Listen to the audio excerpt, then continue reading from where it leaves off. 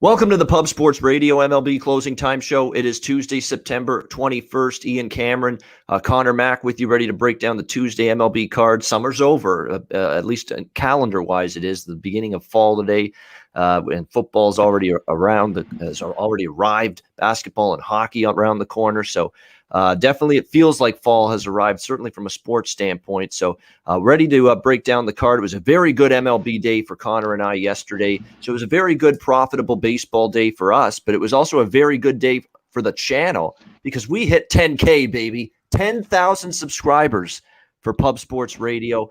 We hit a big-time milestone yesterday, and we thank each and every one of you. You know, whether you watch, whether you hit the thumbs up, the like button, subscribing to the channel, sharing the videos, that helps as well to get the word out, posting our shows on social media. I know I try to do that, but the fact we got viewers and listeners doing that as well and retweeting video links, I mean, that all helps to, get more people to tune in, check us out, discover Pub Sports Radio, the YouTube channel. So again, you guys are a big part of us growing this thing. And we appreciate each and every one of you tuning in every day. So 10,000 subscribers, but we're not stopping there. We're looking for 20. We're looking for 25,000. Hopefully, way down the road, maybe we'll even hit 50K. I mean, the sky's the limit. You don't stop trying to get better.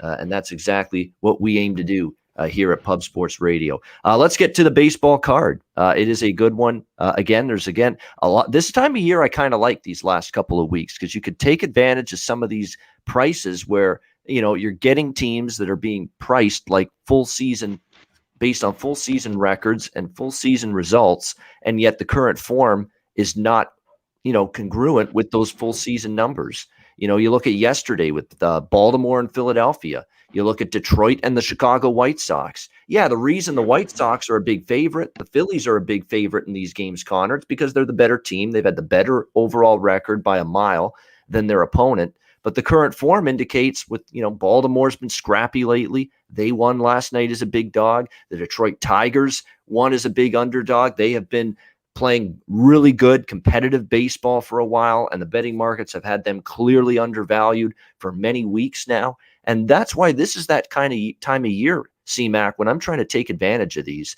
overvalued favorites based on their full season record, when right now the current form is telling you, what, some of these live teams, live underdogs with the worst record, but their current form is good, they've got a shot in these games, like a Orioles last night, like a Detroit Tigers last night, like the St. Louis Cardinals, one of the hottest teams in baseball, and yet somehow they're almost plus 200 underdogs last night because Milwaukee, has been one of the better teams start to finish this year and one of the best records in baseball. Great spots, great prices to take advantage of, C-Mac, at this time of year.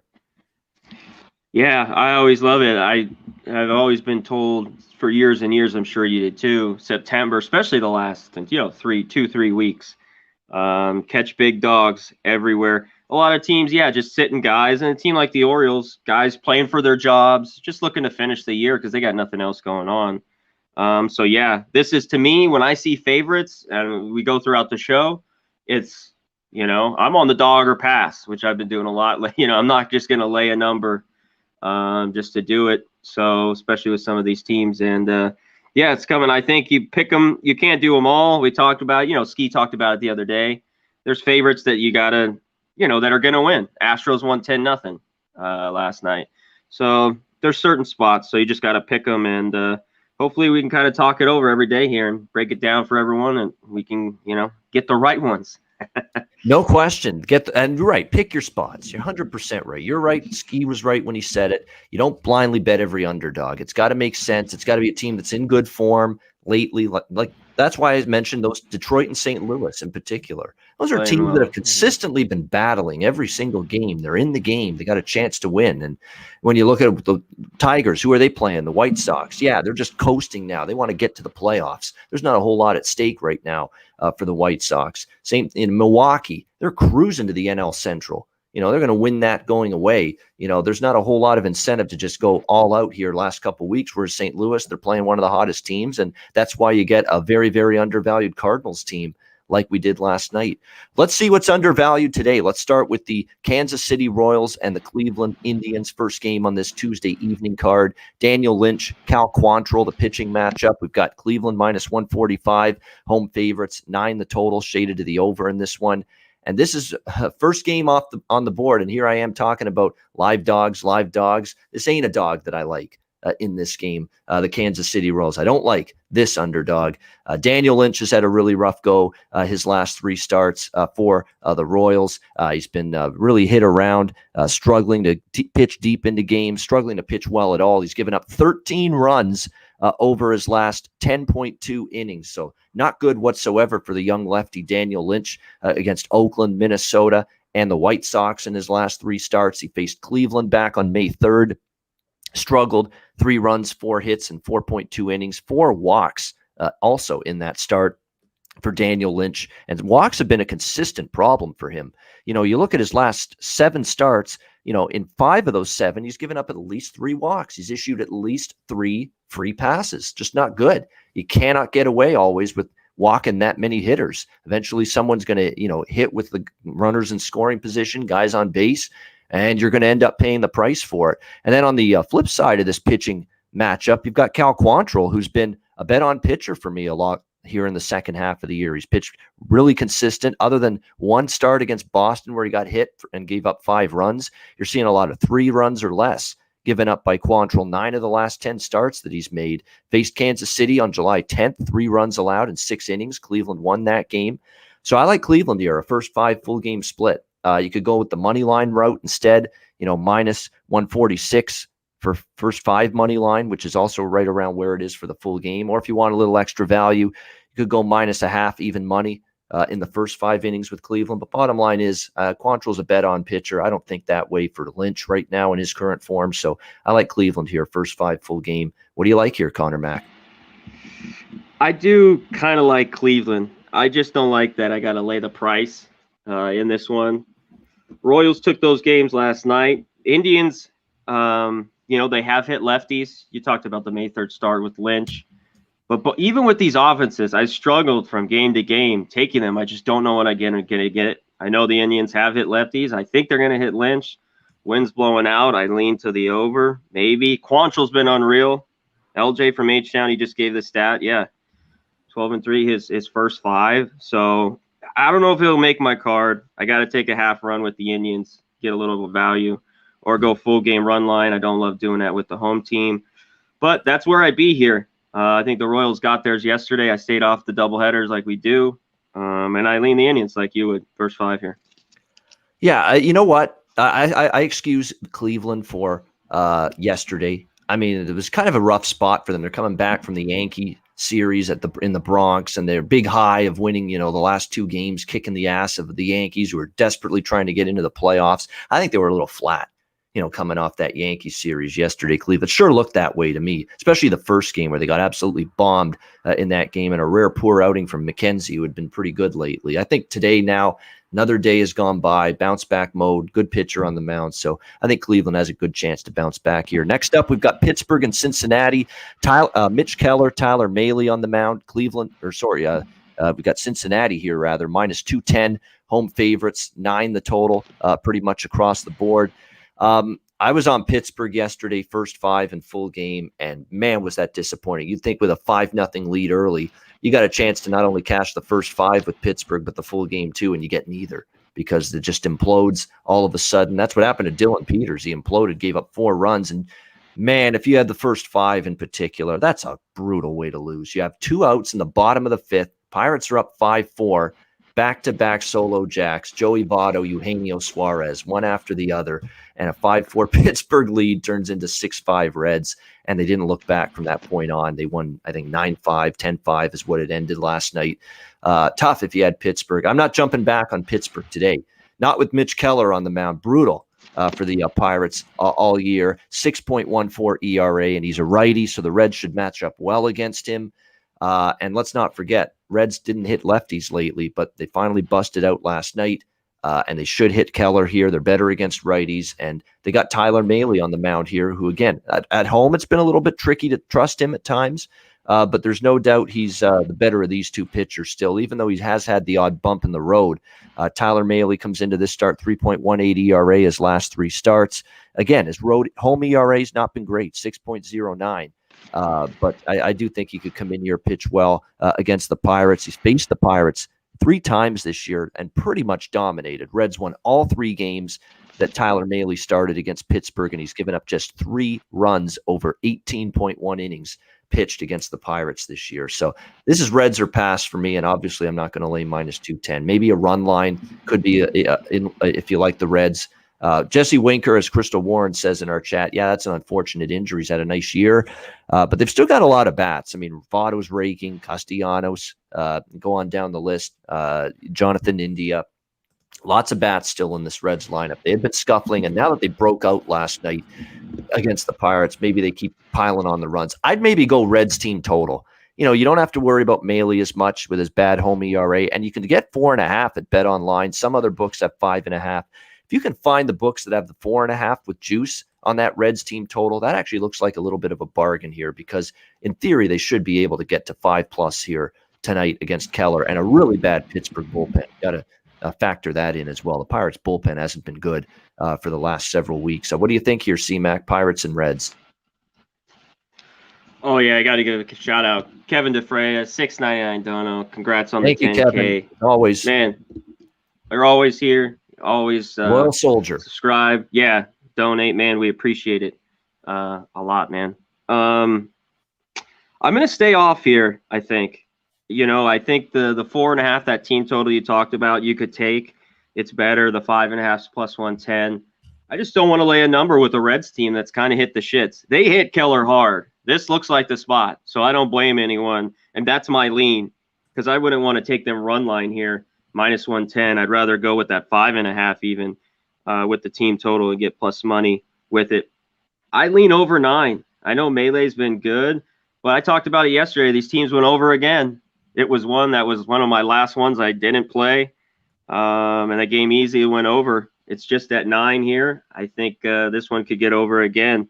When these teams meet, they just goes over. And the Reds at home, they might lose to the Pirates in Pittsburgh, but I think they've won 12 and 11 in a row, 12 in a row at home, beating up the Pirates. So I don't blame anyone who want the Reds here. They've just they've been not an easy team to back the last month, especially for me. Yeah, definitely. I think the game you know what I might bet too? Not only Cincinnati team total, I might bet that at 4.5. I might go over 9 as well, because I was looking at Maley's home ERA is 6. It's not good. I know he's pitched well against Pittsburgh, but the over's 9-4 in his 13 home starts this year. So that's a good track record to go with. And look, we saw a high scoring affair last night. Neither bullpen. Pirates swinging it better. Yep. Yeah. And they're hitting well. You're absolutely right. I've got the Pirates. Let me just bring it up here, because I saw the stat earlier. Yeah, the Pirates have scored 5 or more runs 6 of the last 9 games. So there you go. Yeah, they are absolutely hitting the ball better right now. So that game, I think, can go over the total tonight, Pirates and Reds. Yeah, everybody in the chat, welcome in. 84 live viewers, hit the like button. Yeah, Luke Murphy, it's the same damn shit that happened with the Blue Jays. You're right, as the Reds last night. Up 2-0, bottom 5, blue pit against Ray, and then the one blast for Yandy Diaz. Yeah. There you go. Tough. If you had the Blue Jays first 5, very tough. And then, of course, the Rays won that game as well, although they had to hang on in the 9th inning. Man, it's never easy to put away the Blue Jays these days. Blue Jays had the bases loaded, 2 out, down 6-4 in the 9th, but the Rays escaped and got out of it. So that's a fascinating AL wildcard race. I mean, Red Sox, Blue Jays, Yankees, Oakland is still not out of it yet. Neck and neck there for those 2 wildcard spots in the American League. All right, we've got Washington and Miami. What is this, the Rogers Bowl tonight here in Miami? Josh Rogers, Trevor Rogers, the pitching matchup here in this game. Miami minus 140 home favorites, 8 the total, pretty much across the board. I had the over last night with Washington, Miami, but I also had Washington. Man, what a frustrating loss. They had a sizable lead early in the game and just bullpen shenanigans late. They had runners on base, multiple innings against Miami's bullpen, couldn't cash in. And sure enough, the inevitable was going to happen. Miami would find a way in extra innings. Yeah, and that's exactly what happened. 8-7. They walk off the Nationals last night and really get Jesus Luzardo off the hook, who was just dreadful once again for the Miami Marlins. We'll see how this one goes with Rogers versus Rogers. Josh Rogers on the mound for the Washington Nationals. He's made 3 spot starts here in September. He's given up 5 runs over 16 innings. Not bad for him. He just faced Miami, 6 days ago and shut him out in 5 innings. But I don't love that profile all the time when the same lineup gets to see him, 6 days, less than barely a week later, not even a week later. So you'd think Miami's got a chance to have a better indication and a better idea of what to expect here from Josh Rogers on the mound for them going into this game. For the Miami Marlins, it's Trevor Rogers here on the mound for them, who's been pretty solid. The Marlins lefty, 2.71 ERA, gave up just 1 run in 4 innings against that Washington team when he faced them 6 days ago. But again, we're talking about a Washington team that can hit lefties. We're talking about 2 pitchers that these 2 lineups are seeing again for the second time in less than a week, and 2 bullpens that are kind of shaky. So kind of like last night where, total of 8 looks a little light to me here. I would make a case for it to go over the total. Nothing on the side. But again, you got 2 bullpens that were actually used exhaustively last night when you look at it. Luzardo didn't give them any length. Fetty didn't give them any length. So you got a lot of bullpens back-to-back games where you could see tax bullpens maybe struggling and open the door for some runs late. So lean over 8 here with the Nats and Marlins. What do you think here, Conor, Matt? Yeah, I'd lean with the Nats here, catching the plus price. I definitely want one of these Rogers for sure. Which one, I don't know. The Nats, this will be the 3rd time pitching for Trevor Rogers against the Nats. We talk about how they went lefties, and I think I've took them the last 10 times, maybe once they haven't got there on the team total. So I know even their last start, and Rogers kind of hit a wall. He's going 4 innings. That's it. Lately. I mean, he's 3 2/3, 4 1/3. He gave up 7 hits, 1 earned run. The Nationals got some more runs after that. I think this one's difficult. The total, we loved the total over yesterday. I had the Nats team total and the Nats to win. Obviously, they lost. But I lean the Nats to win, and the Nats team total at 3.5 minus 110. I like that as well. I think they see in him just a few days later, 5 days later, will be good. So give me their team total and even to win. I might go right back to what I had yesterday. All right, next up, we've got the Texas Rangers and the New York Yankees. We've got Dane Dunning starting for the Rangers here, taking on Jordan Montgomery, the lefty for the Yankees. New York minus 260, home favorites, 8.5 the total in this game. Boy, I mean, if you laid the price with the Yankees, yeah, you got the win, but geez, sweat right till the end against one of the absolute worst teams in Major League Baseball. Not only 55-95, but 22-53 on the road. And the Yankees barely can squeak out a 1-run win, 4-3 last night against Texas. A win's a win, but man, it's a flight risk to put, so to speak, to lay a price with the New York Yankees right now in this kind of price range of minus 260. So you got Dane Dunning on the mound. It'll be his first start since being activated from the COVID-19 list. We'll see how he fares. He's made a couple of relief appearances. He's got a 3.61 ERA. He pitched against the Yankees back in May, and he pitched 6 scoreless innings against them. So he really pitched well head-to-head against the Yankees earlier this year. We'll see if he keeps it going. He'll probably be on somewhat of a pitch count and an innings limit here. It looks like Glenn Otto is going to enter the game after him, so I don't think it'll be a very long leash tonight for Dunning, and then they're going to bring Otto in, who's had a good start, but kind of gone backward his last couple appearances. Jordan Montgomery's been solid. It's actually been one of the more relied upon, consistent arms in this starting rotation, which has been kind of a mess lately for the New York Yankees. But Jordan Montgomery's been pretty solid, coming off a terrific start against Baltimore, 1 run in 5.2 innings with 12 strikeouts. He did get smacked around by the Mets before that, 7 runs in 3.1 innings, but that kind of looks like the anomaly because he's still given up 1 run in 4 of his last 5 starts. So for the most part, he's pitched pretty well here for the Yankees. He's faced Texas way back in 2017, so you can't make too much stock out of that. But the Texas Rangers just aren't hitting consistently right now, nor are they hitting lefties. They haven't hit lefties all year, this Texas team. So I don't know if I trust Texas enough to take the price with them. I certainly would take Texas before I lay the price with the Yankees, but I don't think I'm going to do that. Maybe a first 5 under I could see that. Texas's offense is one of the worst in Major League Baseball, and it's not like the Yankees are, lighting up the scoreboard right now on a regular basis. So if I were to look either way here, maybe you get in there with the first 5 under 4.5. What do you think here, C-Mac? Yeah, Montgomery's been good for the Yankees. We'll see with Dunning, because we talked about yesterday. I mean, if you're betting the Yankees laying this run line or wherever you want to do, or actually taking their team to, good luck. There's just no way my money will be on the Yankees. No, you're going to be reaching for the nitroglycerin pills in the 9th inning. Yeah. I mean, it's not going to be relaxing laying that price. So first 5, I look to the Rangers.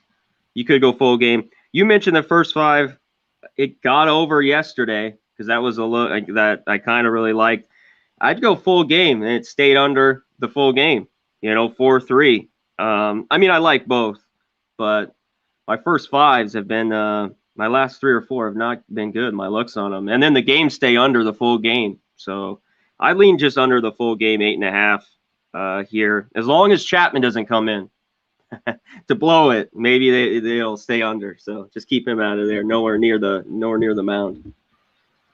Yeah, I mean, pressure's Josh in the chat saying Yanks concern me. They look like they're on life support. Pressure's a bitch. It really is. I mean, the Yankees, and not in their wildest dreams would they have imagined that they would be battling for their wild card lives with this team and this talent and this roster on paper coming into the year. There's no way they thought they'd be in this spot. And now that they're in this spot where every game's almost a must-win game, they got to treat every game like a playoff game, like Game 7. We're not seeing them respond to that pressure very well. Even the games they do win, like last night against bad teams, they're life and death to win the game. I mean, they get out to a nice 4-0 lead. You think, all right, Yankees are finally going to romp over one of these shit teams. And it just doesn't happen. Texas battles it right back into the game, and here are the Yankees hanging on at the end in the 9th inning. And they needed a very rare clean inning, because we don't see many of them these days, from Aroldis Chapman, to get out of there with the win last night. So that's the issue for the Yankees right now. I mean, could they win the game? They should. In theory, they should sweep this series. Texas is that bad. But you're going to lay minus 260 to find out if the Yankees can win this game tonight? I'm sure not doing that. Not at all. Hell no. I mean, it's just nothing's easily being attained right now by this Yankees team. All right, next up, Baltimore, Philadelphia. We've got Green on the mound here for the Orioles, and that funky Cole Medina. Dun, dun, dun, dun, dun, dun. Funky Cold Medina here for the Baltimore or for the Philadelphia Phillies here on the mound tonight. Of course, talking about for the Phillies in this one, we've got the Phils minus 210 the total here in this game. Interesting to see how this one plays out here, but two pitchers, that have just not seen a whole lot of time with these respective teams, certainly in a starting role. So we'll have to see what we get from them here. That's going to end up being the big question here. But Adonis Medina for the Philadelphia Phillies making this spot start. Pitched 2 clean innings 5 days ago against the Chicago Cubs. So good start there. We'll see if he can keep it up here against Baltimore. And on the flip side, when you look at the Baltimore Orioles, they're also going with Conor Green, a spot starter as well. He's appeared a few times, and lately he gave up 3 runs in his last appearance against Boston just a couple of days ago, and he just pitched on the 19th, and this is the 21st. He pitched Sunday in that game against Boston, so he's definitely on a very short leash. This guy goes more than an inning or two.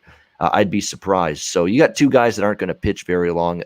Neither Adonis Medina is going to pitch long, and I don't think Conor Green, especially because he threw on Sunday, he's not going to pitch that deep into the game. It looks like we're going to see Tom Eshelman and his 8 ERA for Baltimore, and Matt Moore and his 6.29 ERA coming into the game for these 2 teams after Green and Medina. So guess what?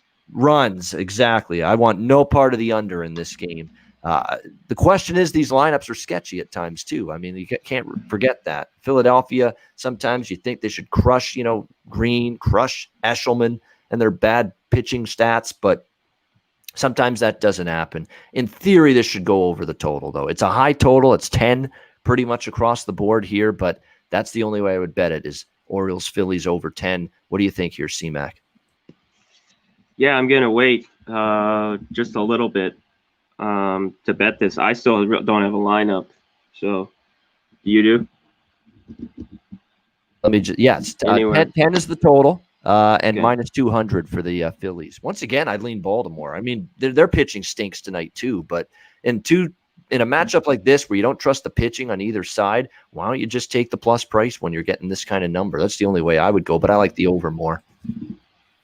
Yeah, I lean the over. I mean, you will get all these bullpens the whole game, and actually after a 2-0 game yesterday, I think the bats will kind of come today. Means pitched great.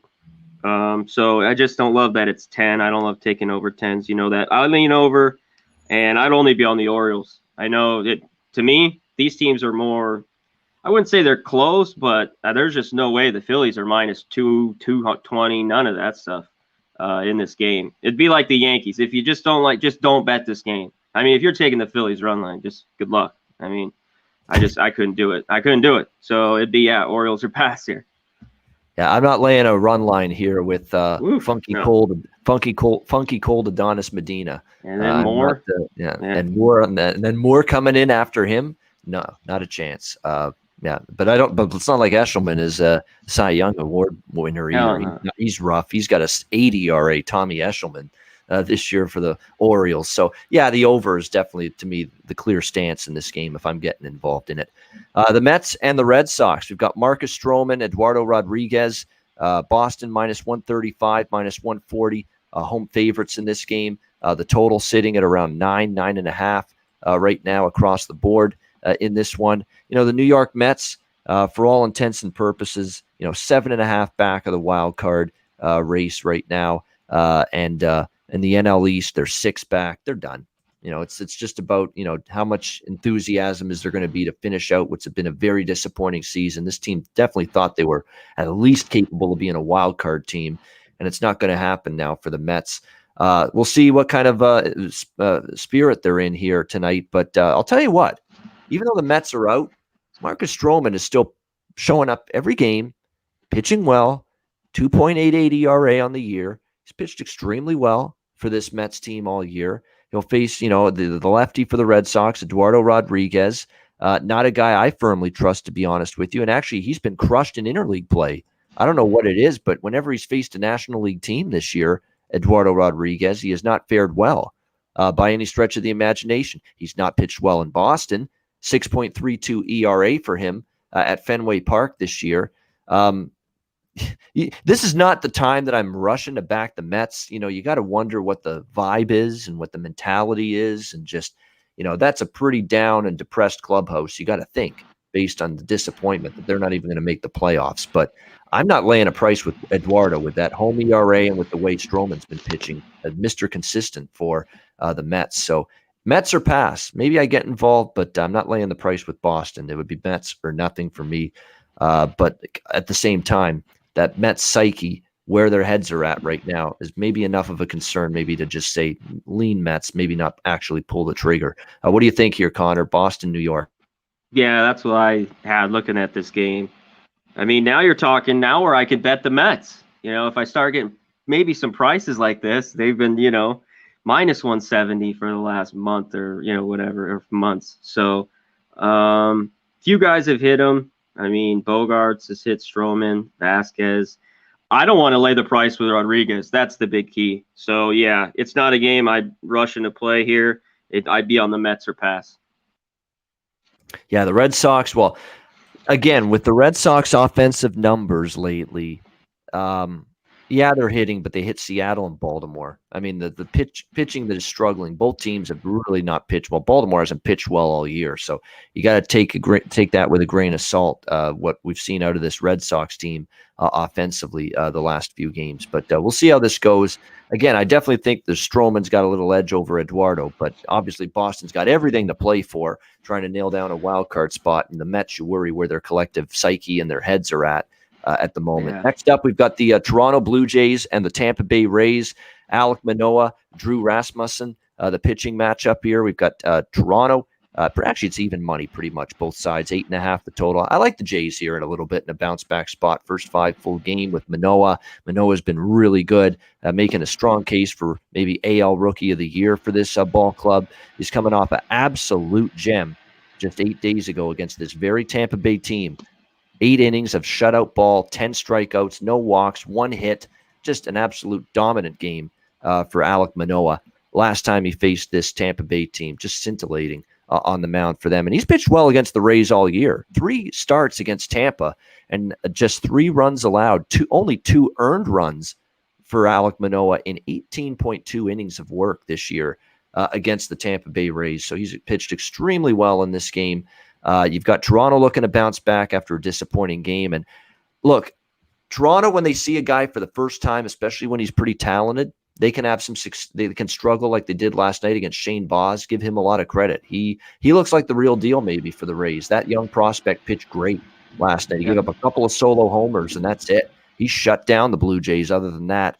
But now you get the Blue Jays up against Rasmussen, and I know he shut them out in 5 innings the last time, but now you're seeing a team getting a second chance to face him, and I think it's going to go a little bit more worse for Rasmussen tonight against the Blue Jays. Again, Rasmussen's been good, but I don't know if he'll keep this up indefinitely. I think the first 5 under might be worth a look here, but I'm going to go with Toronto here. Bounce back spot for them. They've been good in these spots actually lately. They have not let 1 loss turn into 2, 3, 4, 5 losses in a row. They've been great at bouncing back off a defeat really for the last month when they've been one of these hottest teams going. So I like them in this spot tonight. What do you think, C-Mac, Jays and Rays?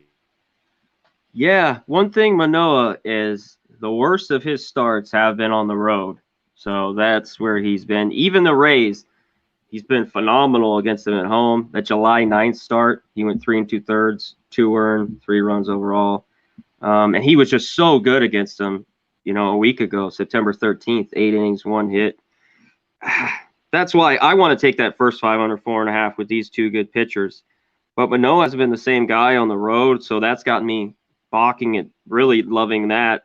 And taking the Jays, just bouncing back. They just haven't been, for me, a great team to bet. If the Jays were a plus price today, a little like, 120 or more, I think it might be the play. But Manoah on the road scares me a little bit. It's a game I'm going to stay off. All right, we move on to St. Louis and Milwaukee. We've got, it looks like John Woodford on the mound here for the St. Louis Cardinals. Jake Woodford, I should say, and Brandon Woodruff. So we got Wood is good. Both of these guys, Woodford and Woodruff, on the mound in this game. Milwaukee minus 210, home favorites. The total pretty much in this one sitting at 8 across the board here. I'm on the Cardinals again. Again, this is not like, I understand Brandon Woodruff has had a very good year for the Brewers. You can't argue with it. 2.55 ERA, 2.37 at home. Not easy to beat this guy. Yet the last 2 starts he's made, he gave up 4 runs in 6 innings to the Phillies, kind of struggled, kind of labored against the Tigers, 3 runs allowed in 6 innings, and the Brewers lost that. They're actually 0-2 in Woodruff's last 2 starts. Now he's got to face a Cardinals team that's about as hot as any team right now, especially offensively. You look at St. Louis during this 9-game win streak, 6-2, 7-7, 11, 8-3, 8-5. They've been hitting the ball. Arenado's hitting. Goldschmidt's hitting. Carlson's hitting. My Canadian friend, Tyler O'Neill, on fire. I mean, this lineup has got it rolling right now for the St. Louis Cardinals. 9 in a row. I'm not messing with that momentum. When you get the hot team on a win streak, they want to nail down this second wild card spot. They are going to get the second wild card spot, St. Louis. It's just a question of when they clinch it. Cincinnati ain't catching them. San Diego's done. Stick a fork in the Padres. They're done.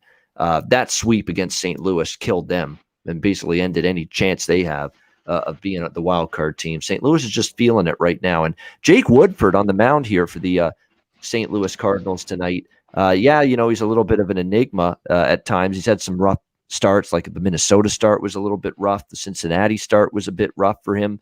But the last 2 starts against the Dodgers and the Mets, just 3 runs over 8 innings. And he actually does have some pretty decent numbers, albeit in a limited sample size, against the Milwaukee Brewers. Not a lot of these Brewers hitters have had a great deal of success against him. So I think we've got St. Louis, just like they were last night, a very live underdog. Give me St. Louis here. First 5, you can get around plus 180, plus 185, and the full game right around that same price as well. Conor Mack, Cardinals, Brewers. Yeah, there's just Woodruff's been good all year. but maybe he's hit a little bit of a wall. We talk about Peralta yesterday. Some of these guys, these aren't guys who were big time starters before this. Last year was a shortened season. They were starters, and obviously just played 60 games the postseason. So yeah, maybe they're hitting a little bit of a wall. Woodford's the key here for me. He's blown up for me, but he's been going 5 innings and he gives up 1 or 2. I think maybe I had him those 2 starts were his worst against the Twins where he gave up 5 and the Reds he gave up 3. In the 4, I looked at the first 5 under or even the full game at 8, but I'm with you. Here's a big price on a Brewers team. It's they're in the playoffs. It's Cardinals or pass for me here. Yeah, you don't have to wait till Jack of the Day segment at the end of the show to know I bet Tyler O'Neill home run prop tonight. It's a must. 3. I mean, he's got 3 against him. He's 3 for 9, all 3 being home runs against Brandon Woodruff. Yeah, absolutely. And plus, it's the perfect combination. You got the pitching, you got the home run success against the pitcher, which Tyler O'Neill has, and his current form at the plate is just, sick right now. His form at the plate the last couple of weeks, he's been just crushing the baseball. So it's the perfect combination of current form plus a track record of success against that pitcher for Tyler O'Neill with his home run prop tonight against Brandon Woodruff. All right, we move on now to Minnesota and the Chicago Cubs. Griffin Jacks for the Twins, Alec Mills for the Cubs, 120. Minus 120, I should say, home favorites here for Chicago. Total in this one, 8 pretty much across the board. Alec Mills, who is a guy that, when he stepped into this rotation earlier this year, it started out pretty nicely for him. It has not been as nice lately for him. He's given up 10 runs in his last 15 innings, so he's definitely struggled. He's definitely been hit around a bit. And there was also a start in there against the Royals where he got bashed for 7 runs in just 4 innings. So there's no doubt he is in not in the same form right now, Alec Mills. And he actually faced the Twins last year, September 2020, toward the end of the year. Gave up 4 runs, 6 hits, and 6 innings, so kind of struggled in that one. And Griffin Jacks, the same thing for Minnesota. Had a good little stretch there, July, early August, and the roof's come caving in on him. The last, I would say, 6 starts. He's given up 4 runs to the Cleveland Indians, 9 runs to the Red Sox, 6 runs to the Brewers, 4 runs to the Rays, 4 runs to the Royals, 5 runs, 4.2 innings in his last start to Cleveland. So he's definitely had a rough time of it in recent starts. I know the wind's blowing in Chicago for this game tonight, but you look at the Minnesota Twins, their lineup is still pretty capable of scoring runs. They've scored 3 runs or more in 4 of their last 5 games. And then you look at the Cubs, their offense has actually been very good for the last 8 games. In fact, 8 straight games of a minimum of 4 runs scored for the Chicago Cubs coming into this game. So at the total of 8, I like the over here, Twins and Cubs. I don't trust either starter. 2 teams that are well out of the playoffs, just have some fun, maybe swing the bat, score some runs against 2 very, very mediocre and struggling pitchers when it comes to their current form. So over 8 is what I'll be on here with the Twins and the Cubs. We'll see if we can get a hold of Conor Mack. Looks like obviously technical issues. We'll see if he is rejoining us in a few minutes. I'm sure he will. Next up, as we continue along here, Dodgers and the Rockies. We've got Julio Urias on the mound for the Dodgers, Antonio Senzatella for the Rockies. Dodgers minus 220 road favorites, 11 the total in this game. Urias for the Dodgers, I mean, obviously he's had a magnificent year for this team. Last start was a little bit more of a laboring start, I guess you could say. Not his best. He scratched through 5 innings, gave up 2 runs against Arizona, but that's honestly been one of his worst starts, and it still wasn't that bad. So, yeah, Julio Urias has been absolutely terrific for the Dodgers. The Dodgers have won 8 straight starts with him on the mound. Against the Rockies this year, believe it or not, last 2 outings against them, not great. 9 runs in 11.2 innings. So the Rockies have had some success against him. Senzatella for the Rockies on the mound here. His form continues to be very good. The last 5 starts, he's given up 3 runs or less. In fact, actually, last 7 starts, he's given up 3 runs or less. And the Rockies are actually a rather impressive 5-2 in his last 7 starts. So really, really impressive from the Rockies and from Senzatella. And let's not forget, August 29th faced the Dodgers and shut him out in 7 innings. So he's been very capable here. Just a tough game all around. I have no interest fading Arias and the Dodgers right now with the way he's pitched, but I'm not rushing to lay minus 200. Senzatella has had some decent outings against the Dodgers. His current form is good. With this total being 11, pretty high, could you maybe escape Coors Field here with a first 5 under 6? It seems like there's potential at least that maybe we could get a first 5 under here. Arias's form's good. Senzatella's form's been good. Senzatella shut down the Dodgers the last time he faced them. So maybe a first 5 under 6. Other than that, I'm probably going to stay off this game. We've got C-Mac with us again. Did you have anything on the Twins and the Cubs, C-Mac? And if not, you can just talk about this one, Dodgers and Rockies. I was actually looking over in the Twins Cubs. What was your win there in Chicago? The wind in Chicago, last I checked, it was blowing in. Yeah, it is blowing in, and it's a north wind. It's going to be a cool night. That does concern me, but it doesn't concern me enough to not bet it. I'm with you on the over. It's 8. I mean, it's not like we're asking for an all-time slugfest here. 8 is the total. It's reasonable. And the Cubs have scored 4 runs in 7 straight. Twins still have a capable lineup with Donaldson, and Buxton's back now, and Sano and company. And Jax has been terrible lately, and Mills has gone downward too. So even with the wind blowing in at Wrigley, I'm with you on the over there. Yeah, I mean, both teams are just over teams, kind of just score runs, sloppy. They're out of it. They're not very good. And if I lean on a side, I'd lean the Twins, but I don't love it. That's where I'd go here at Coors Field. I'd be on the first 5 under 6. You might have to hold your nose. And these first 5 unders the last few days have not been good for me. And then it seems like the full game stays under. But when I see a 6 and we got these two good pitchers, I'm gonna take a shot with the first 5 under 6 here. The Dodgers, I can't lay this price on the road. I'd look to the Rockies, either first 5 or full game. I just don't know if I'm going to bet it. Yeah, I mean, 8 straight wins for the Dodgers with Arias on the mound. So, and because these games are imperative for the Dodgers, they are still very much alive for the NL West. 1 game back of the Giants. That looks like it's going to go right down to the end between the Giants and Dodgers for first. Bad thing is they don't play each other though. No, they're done. That kind of So it's disappointing. You're right. You would have liked to have seen a head-to-head series. Yeah, between them here in the final couple weeks, but not going to see it, unfortunately. All right, let's see what we've got next. Actually, you know what? It is time for 7th inning stretch because we have reached the West Coast games, the late games. So we'll do that now. 7th inning stretch time. We shout out everybody in the chat. Josh Peacock, Yay Area 415, Tetsuki, Salamo Robert, Brian Watson, not applicable, Jefferson C, Crystal Warren, Johnny K. Who else have we got here? DeAnthony Sims, Danzo, PRS Full, Nasty Nate, Michael Buelna, Luke Murphy.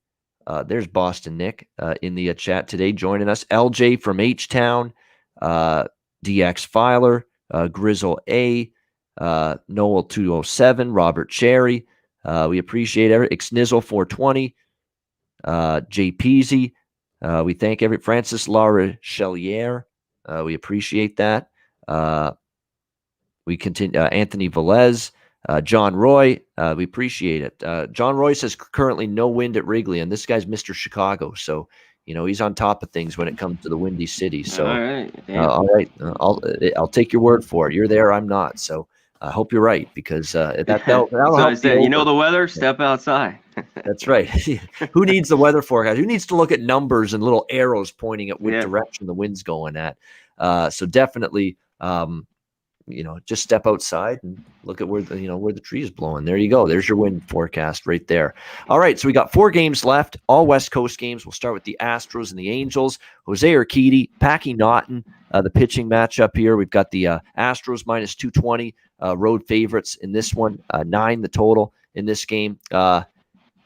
Team total over for me last night on the Astros. It got there. We said Berea is going to get whacked by this team. I don't trust him to get through this lineup again. And sure enough, that's exactly what happened. 10-0 win for this Astros team.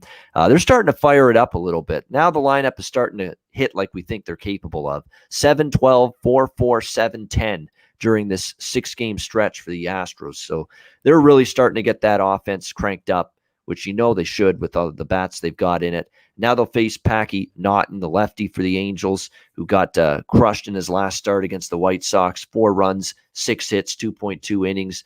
And again, the Astros, we know how dangerous they can be against lefty pitching. So this could be another night for the Houston bats to flex their muscles a little bit.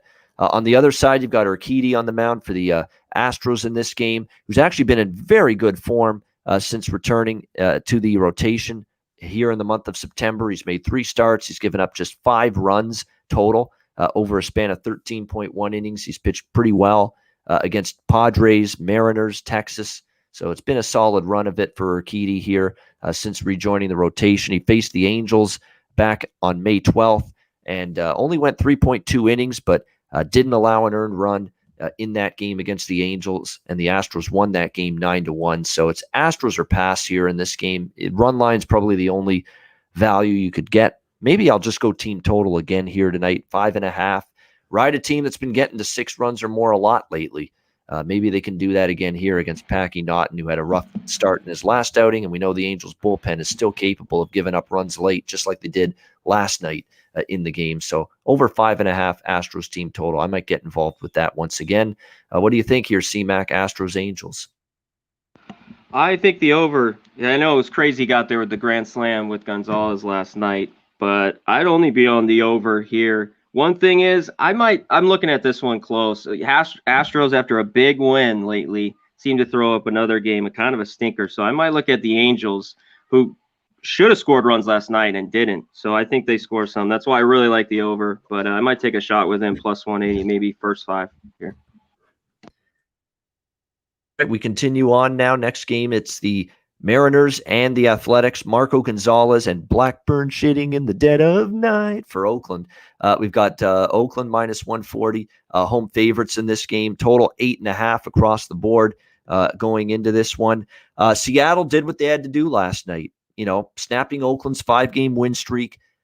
They had to win that. They've got to win tonight too in this one against Oakland. And now that they got that win under their belt last night, 4-2 win over the Athletics, it pumps some belief back in the Mariners clubhouse that, hey, maybe we're not out of this thing just yet for the wild card.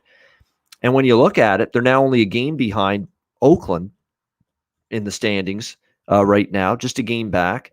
They're only 3 back now of Toronto for the second wild card spot, with the Blue Jays losing last night. So I think last night's win, like if they lose last night, it sets the tone for the series. They fall further back of Oakland, and they get to the point where they might as well say, you know what, it's just not meant to be.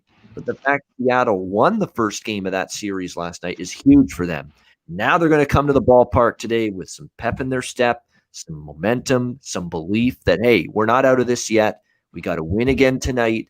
I think they're capable of winning again tonight. I know Marco Gonzalez is an enigma. You don't always know what you're going to get one game to the next.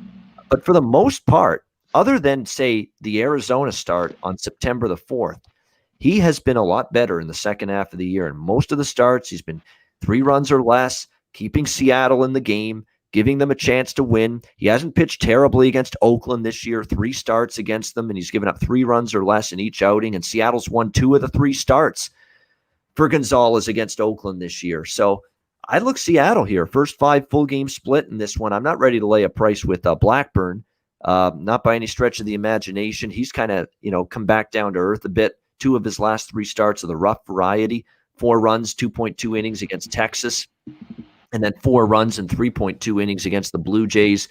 He did pitch a little bit better last time out against Kansas City, but definitely his form is trending downward a little bit. 7.94 ERA his last 3 starts overall. I like Seattle a little bit here. First 5 full game split. That win was everything for Seattle. They say, okay, we won that game. We had to win it. We're 1 back of Oakland, 3 back of the Blue Jays. Now we can do it. We're still alive. And I expect them to come out with that kind of mindset. And like I say, Blackburn's trended downward. Gonzalez has been serviceable. He's been good, decent. He's held Seattle in the game. They've won 2 of his 3 starts that he's made against Oakland this year. And Seattle's the underdog here, which I think seals the deal for me. And liking the Mariners here, first 5 full game split as an underdog. What do you think here, Conor, Max? Seattle, Oakland? Yeah, I lean the Mariners a little bit as well. I've had a tough time. Gonzalez has pitched well lately, but over me backing him over the years has not been good. And yeah, there's a few guys that really, really rip him, whether it's Olsen, Chapman, Lowry, Kemp, and then he's got pretty good numbers against a lot of other guys on the A's. Blackburn keeps pitching well too. I mean, getting by. I don't think he's very good. I mean, if he keeps going, his true, he would show up. I think he'd get rocked. But this is a playoff type atmosphere, so game could go over, could go under, and it's just a tight one. I'm probably not going to get to the window, but I'd lean the Mariners a little bit. As the dogs here. Yeah, definitely lean to the Mariners here a little bit. I lean to the over a little bit here, 8.5. And these two bullpens, I'm seeing the same quotes from Bob Melvin for Oakland and Scott Service, the manager for Seattle. They're saying the same thing, Connor Mack, in that our bullpens are taxed. They're all tired. They've all been, the tank is empty for so many of these relievers. So you could get runs late in this game. I mean, these are two suspect bullpen. We talked about Seattle. For they were on a 12 or 13 game consecutive over streak, which just recently got snapped, and they've gone a couple unders since then. But we're talking only 8.5 here, with this particular total, and it's not like you need a slugfest here. So the over 8.5, I might add that as well with this Seattle and Oakland game. All right, next up, Atlanta, Arizona. We've got looks like it was going to be Touki Toussaint, but he's going to be the primary arm now. The opener looks like it's going to be Jesse Chavez here for the Braves. It'll be Luke Weaver for Arizona. We've got Atlanta minus 155, road favorites, 9.5 the total in this game. The Atlanta Bats came to life last night against Arizona, 11-4 victory against the Diamondbacks. That was, again, it was a great night for Conor and I had the Atlanta first 5, minus a half a run in this game. It got there, so good to see that. Atlanta with Jesse Chavez here on the mound, 2.57 ERA overall.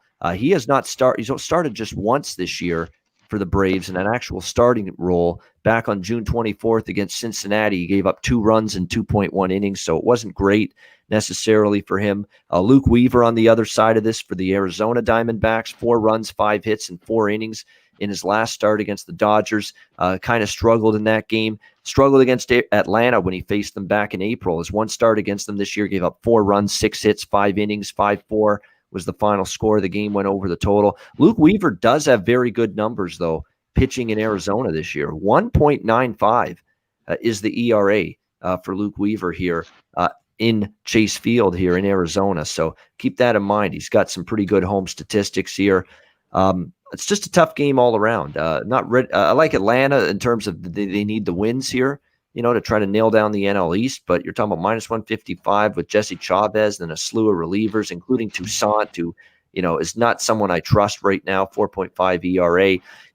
Weaver does have good home numbers, but other than that, it's been up and down lately. Atlanta hit him pretty good, in that start he made against them early in the year. So I don't love the game. I don't know if I'm betting it. I'm certainly passing on the side. I might give a lean and a little bit of a nod, though, to the over here, over 9.5 with Atlanta and Arizona. Connor Mack, what do you think here? Braves, Diamondback. Yeah, Michael, there's some move to the D-backs. I just can't take them here, but I don't know if I want to go back to the Braves team total over 5.5. Like you talked about, they hit Weaver. That was a long time ago, April 23rd in Atlanta. 5 innings, 4 runs. I'd lean the Braves, and I'd look over or maybe wait in game even. Braves got going. I think it was the 5th. 9 straight guys got hits there. So, and Adam Duvall hit him, 500-foot home run. He's raking, and he's 2 for 9 with 2 homers off Weaver. I still like the Braves a bit. I don't know if I'm going to get to the window with their team total. I'd lean over in the spot. All right, final game on this Tuesday MLB slate, San Francisco Giants, San Diego Padres. We've got Kevin Gossman on the mound for the Giants. We don't know who's on the mound for the Padres. It was supposed to be initially Joe Musgrove here for the Padres tonight, and now he's been scratched, so we'll have to wait and see on that.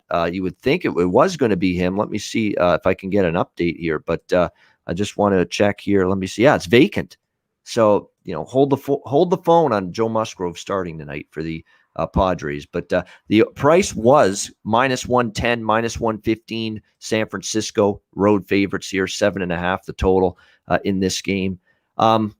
they're a dumpster fire at the moment, the Padres, okay? 2-8 their last 10 games. They got swept at St. Louis in a series that they had to win at least 2 or 3 against the Cardinals to really keep themselves in this wild card hunt. But they didn't just not win 2 or 3. Hell, they got swept by St. Louis. They were awful at the plate. Their pitching fell apart. When you're pitching Jake Arrieta in a must-win game, you got problems. All right. You got some serious fucking issues when you think Jake Arrieta's in there starting for you in games you have to win over the weekend against St. Louis. That's a problem for the Padres. They're melting down. They're not playing good ball. Errors all over the place. The manager's clueless. You got Machado and Tatis squabbling and almost coming to blows. Finally, I think there. Boiled over there. Yeah, it did. Yeah, it did. It's just this is a toxic situation right now. With the San Diego Padres. I don't give a shit if Musgrove's pitching. I don't care who's pitching for San Diego. I am not putting a penny on this team at the moment. Gausman just continues to be, Mr. Reliable, steady for the Giants. 3 runs is pretty much what he gives up every start, but that's good. It gives the Giants a chance to win every game. There's no question in my mind. Giants are nothing for me. Very simple decision. What do you think here, Conor Mac? Giants, Padres? Yeah, I mean, I've been saying it for a month now. I'm not putting $1 on the Padres, and this one everyone still thought they were going to be in it. There's just no way. It's Giants. I'm going to wait. I'll probably have a bet on them or maybe their team total in this spot. Think about it for San Diego. How'd they get in this spot? I know they've had some issues. Blake Snell's been too inconsistent. Darvish has been a disaster. He's been, in the second half of the year. Musgrove in and out with injuries. How do you put yourself in a situation as an organization? And AJ Preller, the GM, deserves some blame for this. We're in a series against St. Louis. Your season on the line. You're obviously struggling. The Cardinals are red hot. You got to show up in that series if you're going to give yourself any sort of chance to get that second wild card in the National League. And in 2 of the 3 games, the starters that you're rolling out there, trotting out there on the mound for these imperative, most important games of the year are Jake Arrieta and just picked up off the waiver wire, the scrap heap, the turnip truck, whatever the fuck you want to call it, Vince Velasquez. That's who you got starting? Yeah, I know. I was shocked. Yeah, that they grabbed him and he. Why don't you just throw Conor Mac and I out there on the starting pitching mound, Jace Tingler? We'd give you a better chance at this point. Holy Christ. I mean, my goodness gracious. I mean, talk about awful spot to be in. You need these wins against St. Louis on the weekend. You've got Velasquez, who's been awful for the better part of the last 2 years, and Jake Arrieta, who's been just an absolute clown show on the mound all season long, getting absolutely destroyed, one start after another. That's where we're at for pitchers pitching for us with our season on the line. Call up Vince Velasquez and Jake Arrieta when you need to win and you shit the bed. Who you gonna call? Arrieta, Velasquez. Da, da, da. Yeah, that's what the Padres are doing right now. What? And they traded away a lot of stuff too. For those deals and even Frazier. It's just bad news in San Diego. Yeah, there's going to be some serious organizational evaluating and assessing going on in the offseason, because with this payroll and all the moves made to miss the playoffs, which is absolutely going to happen now for the Padres, it's unacceptable. And this is an absolute colossal flop and failure for the San Diego Padres organization this year. There's nothing else. You can't even just defend it. There's no defending it. They paid through the nose for the last few years for Snell, for Darvish, for all of these high-priced pitchers. They gave Tatis the big contract. They got Machado there, who's eating up all kinds of money for them as well. Hosmer's getting a big deal, and it's not the Hosmer of the heyday in Kansas City. They got problems, San Diego. This is a roster that was obviously poorly put together. Bad chemistry, as Robert says in the chat, the whole bit right now for San Diego. So just a very, very disappointing year for them altogether. What hasn't been disappointing was our baseball bets last night. Conor and I had a good night. Hopefully we have another one here tonight on this Tuesday slate. Thanks to everyone for tuning in. 164 live viewers. Hit the like button. Make sure you do that. We will get to our Jack of the Day and best bets in just a second. But first, we'll pause for our sponsors, Manscaped and Southtown 101.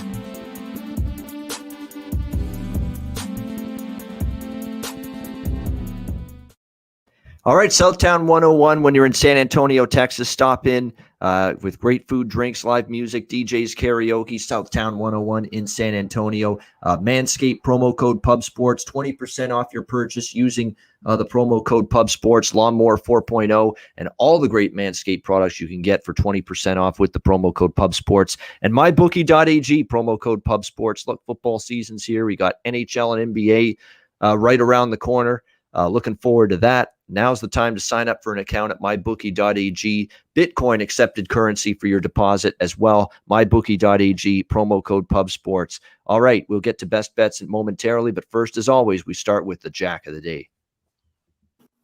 We'll see you later. All right, Jack of the Day time for this Tuesday MLB card. Mitch Haniger has already hit 2 home runs off Paul Blackburn, and he's hit a bunch of big home runs lately for the Mariners. He's really been in good form. Mitch Haniger, home run prop, Seattle for me in that one for sure. Adam Duvall has 2 against Luke Weaver, and he hit 1 last night against the Diamondbacks as well. So Adam Duvall probably worth a look for a home run prop. Mookie Betts has had a lot of success against Senzatella Seager as well. So there's a couple Dodgers that you might be able to look at here tonight. And, of course, the one I already mentioned earlier in the show, Xander Bogaerts as well, actually, for Boston against Stroman. He's had some good success against him. And, of course, the one that I like the most tonight, Votto as well, by the way, for the Reds, and Castellanos. They've both had home runs against Mitch Keller, so you could go in that direction. But the one I like the most, Tyler O'Neill, St. Louis Cardinals, 3 homers against Brandon Woodruff in the past. So there you go. Actually, this is not a bad home run prop, Jack of the Day card. There was more that I like today than I have in the last few days. So not a bad night for home run props. Connor Mack, what do you like for Jack of the Day? Yeah, you can't go wrong with Bogaerts at plus 450. I'm going to go with Hayes for the Pirates. He's 4 for 6 with a jack. He's plus 600. You mentioned O'Neill. I mean, that's solid. But I like, Corey Seager's plus 450. I think he's, 10 for 21 with 3 homers off Senzatella. I'll go Juan Soto. My guy, I think it's overpriced for him at plus 450. And, the last one for the people in the chat, Olsen, who's crazy. It's 3-1. It's a little low for me, or Chapman, Duvall. But my last one's going to be Haniger. You mentioned it, plus 420. It's still enough value there. 3 for 6 with 2 homers off Blackburn. All right, great stuff with the home run props. We'll see if we can cash some of those tonight. Let's see if we can cash our best bets once again as well. Connor Mack, we'll start with you. What do you like for best bet? Well, I had a couple circled. I don't care win, no win in that Cubs game. Just give me the over 8. I think we get there with both those 2 bad pitchers. Too many errors. So Twins, Cubs, over 8. Not like either bullpen is reliable either. So, Cubs and Twins over 8, best bet here for Connor Mack. My best bet, I'm coming right back. Big underdog win on them last night. I'm going to go for another one tonight. St. Louis, I mean, you keep price. This is best bet material to me, even at plus 180, plus 190. You're going to keep pricing this team in this range right now with the way they're playing. I'm going to take it each and every time. Jake Woodford actually hasn't been as bad lately. And Woodruff, has lost each of his last 2 starts, and he hasn't pitched nearly as effective for the Brewers in those last 2 starts. So St. Louis, what can you say? 9 straight wins. They're on fire. They're playing like a team possessed, wanting to nail down this second wild card spot. They won last night at Milwaukee. I think they can go in there and get the job done again tonight. St. Louis Cardinals plus 190 even in some spots with them in this game against the Milwaukee Brewers. I'm coming right back to them for best bet tonight. And remember that last start, because we were on it when St. Louis, where he went through 3 or 4. They had lead, then he gave up 8 hits, 6 runs, Woodruff to the Cardinals. So he could get hit again. I like the play. Just a crazy price. And again, this is one of those classic late September regular season MLB betting situations where the price here is based on the full season record. Milwaukee has just been terrific start to finish. St. Louis hasn't been, but the current form always comes first and overrides and supersedes the full season numbers at this time of year. And this price doesn't indicate the way that the Cardinals are playing right now, the current form. That's why there is immense value with St. Louis at almost a plus 200 underdog, in my opinion, just like there was last night. All right, great stuff with Connor Mack. As always, a great breakdown of the Tuesday MLB card. Thanks to everyone in the chat for joining us. 170 live viewers. Hit the like button on the way out. And again, thanks to everybody for making the path to 10,000 subscribers here on the Pub Sports Radio YouTube channel possible. And we're just getting started, baby. We be pubbing.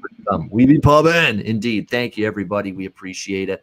We will be back with you tomorrow, 4 p.m. Eastern, 1 p.m. Pacific, for another edition of the MLB Closing Time Show right here on Pub Sports Radio. For Conor Mack, I'm Ian Cameron. Have a great Tuesday night. Enjoy the games and good luck. And we will see you again tomorrow on Wednesday for another edition of the MLB Closing Time Show right here on Pub Sports Radio.